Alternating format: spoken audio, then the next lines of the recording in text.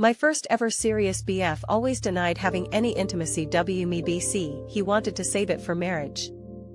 Halfway through our relationship of 4 years, I discovered flirty messages between him and this popular girl he had classes with, expressing how he missed her voice and wanted to keep talking with her all night.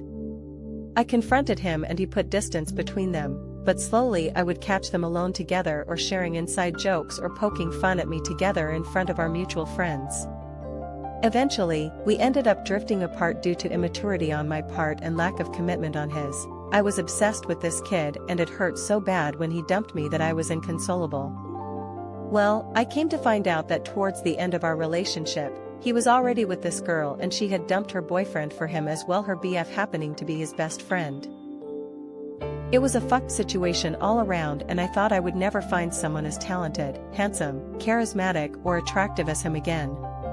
He was a championship winner in our particular sport and well known in social circles IRL and online. Obviously I was wrong and had a much happier relationship going 8 months later. I didn't care about any of the things I had perceived as a loss before because I was just so much more fulfilled and had become a different person.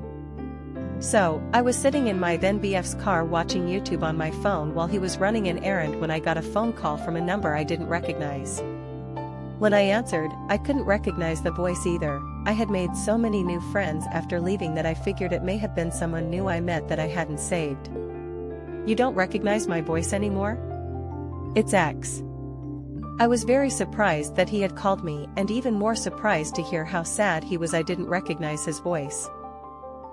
I figured he would be extremely happy with the girl he left me for and never think of me again. Well, turns out that girl ended up being a nightmare. Not only did she not care for the sport he and I had played together, but she insisted that he not play it as often in order to spend more time with her.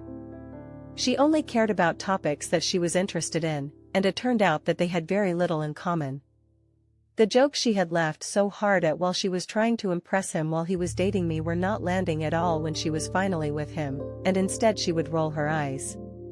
It became clear she was addicted to the attention of men and particularly liked men she couldn't have, of course men who exude the most lust and desire out of the taboo nature of flirting with someone when they shouldn't, and would have inappropriate phone and text conversations with other men while claiming it was just friendship. But the most insane thing? She had told him she was a virgin, so he was under the impression they were going to make love to each other for the first time. So much for marriage. LOL. Couldn't do anything with me for 4 years but jumped right in after dating her a month. Well, in the middle of it he noticed she didn't bleed, not that everyone does but you guys know how that goes, and that she didn't seem particularly inexperienced or uncomfortable. After enough prying she breaks down crying and admits she wasn't a virgin BC, she had fucked his best friend a few months prior.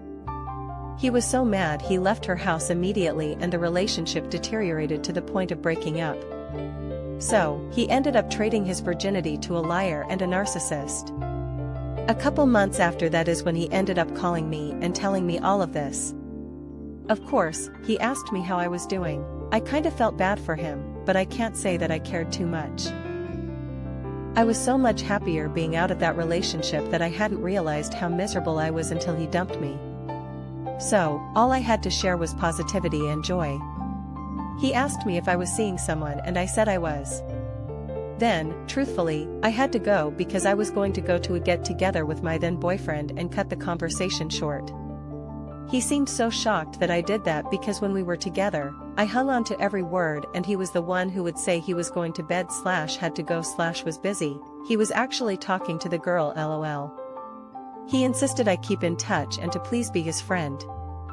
I agreed and we would continue to talk sporadically over the next 5 years as I got engaged, had 2 sons and moved on. He remained stagnant and never did anything with his life. I ran into his sister at a restaurant 2 years ago who ended up telling me that he was still working as a waiter. He was a waiter when we broke up as teens and lived at home with his parents BC. He had run into legal trouble and dropped out of college. People don't magically change just BC they date someone new. The problems you had with them go into the next relationship, and affair partners are rarely what they seem once the haze of excitement fades.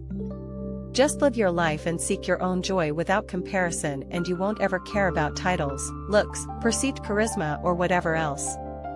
You only lost a liar and someone who is a hollow shell of a person beneath the disguise of accolades.